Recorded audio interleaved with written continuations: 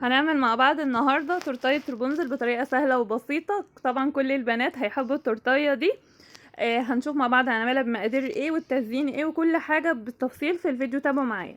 اول حاجة كده انا جبت دقيق سبونش، نص كيلو دقيق سبونش وعليه 6 بيضات ونص كوباية من المية، وبضربهم بالمضرب. طبعا رشة الفانيليا سايلة ده اكيد عشان زفرة البيض، ولازم تكون فانيليا سايلة لان بتدي نتيجة احسن من الفانيليا البودر بالنسبة لزفرة البيض. وبضربهم بالمضرب لمدة ربع ساعة.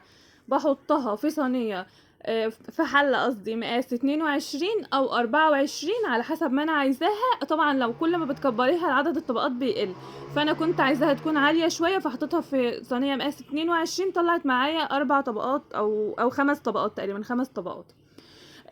بحطها في الفرن على درجة حرارة 180. بتقعد حوالي ساعة الا ربع. بختبئها بالخلة وبعد كده بسيبها في الفرن وبغطيها لحد تاني يوم ابدأ اشتغل فيها.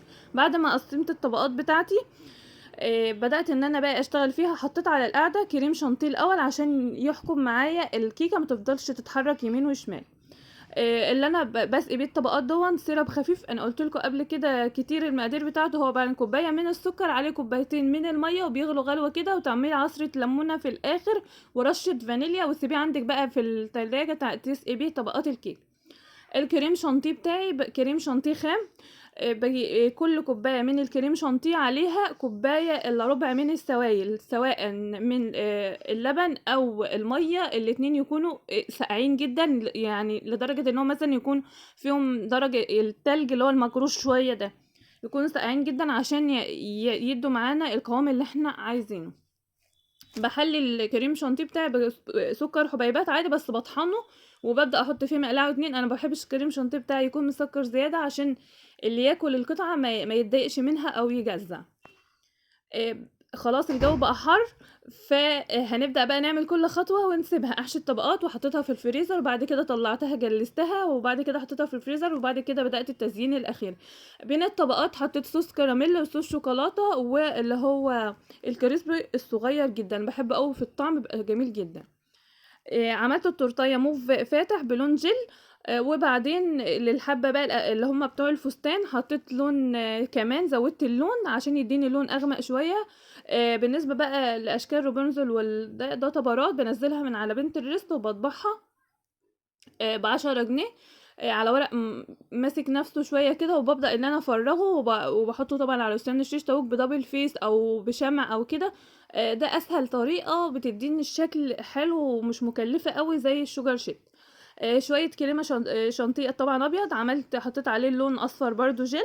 وبدات ان انا اعمل بيه اللي هو شعر رابنزل اللي انا الفه على كل التورتايه. وبرضو حطيت الكريسب الصغير عشان يزين بيه الفستان، وحطيت برضو على الشعر. بس ما كنتش عارفه كده ان الصوره مش باينه، يعني انا كنت المفروض في الحركه دي كنت بحط الكريسب الصغنون على الشعر، بس ما كنتش شايفه ان الصوره مش باينه. كده طريقه سهله وبسيطه جدا للتزيين. اي حاجه انتوا حابين تعملوها، اي شكل الولاد بيحبوه، سبايدر مان، اي حاجه بتكتبوا على بنترست انتوا عايزين طبر كذا، وبينزل لكم اشكال كتير جدا جدا جدا. انا بختار مثلا من كل طبر الشكل اللي انا عايزاه. يعني مثلا في روبنزل كنت عايزه البيت بتاعها، الضفدع، الرقم، الشكل العروسه. نزلت اشكال كتير جدا وبدات ان انا انقي الحاجه اللي عجباني. كنت عايزه الفراشات برضو، نزلت كام فراشه في كل ده. ممكن يبقى في طبر واحد، ممكن تبقى في طبرات كتير، وانت بقى تقطعي وتحطي اللي انت عايزاه. طريقة سهلة وبسيطة جدا للتزيين. يا رب تكون عجبتكم. ولو عجبكم بقى الفيديو بتاعي ما تنسوش تعملوا لايك واشتراك في القناة على اليوتيوب، هي بنفس اسم البيج الفيسبوك. ولو انت مش مشترك، لو انت على بيج الفيسبوك وشفت الفيديو ومش متابعة للبيج، اعملوا متابعة للبيج عشان ان شاء الله تشوفي اي فيديوهات جديدة هنزلها بعد كده. ودوس كده مقربة كده.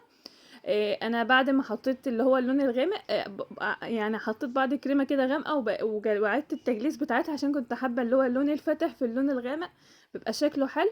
عايزه اقولك بقى عشان انت تعملي التورتايه في الجو اللي هو بدأ يحرر ده، لازم تعملي بين كل خطوه والتانية وتحطيها شويه في التلاجة او شويه لو عندك ديب فريزر 10 دقايق ربع ساعه كده تشد بس نفسها عشان ما تدوخكيش.